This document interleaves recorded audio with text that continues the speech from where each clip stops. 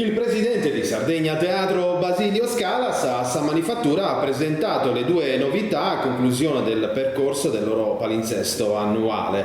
Per tutta la Sardegna ci saranno i prototipi, nuovi format della scena contemporanea e trattini, segni imprevisti di spettatorialità nascenti. All'evento era presente anche l'assessore al turismo e alla cultura dello spettacolo Maria Francesca Acchiappe. È stato un momento di confronto ma soprattutto di approfondimento per la cultura teatrale in Sardegna. Presidente, la chiusura della stagione di Sardegna Teatro con due nuovi progetti, due belle novità presentate oggi.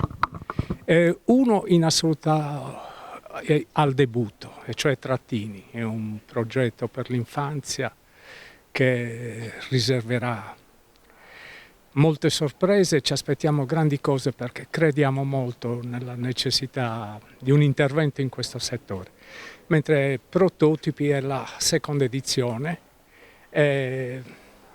come già dai titoli, come sempre Sardegna Teatro non offre certezze, offre spunti di riflessione con i prototipi e con i trattini, che non sono confini segnati ma sono confini attraversabili. In tutti e due i casi tutto questo avverrà in tutta la Sardegna per la caratteristica di regionalità del nostro agire.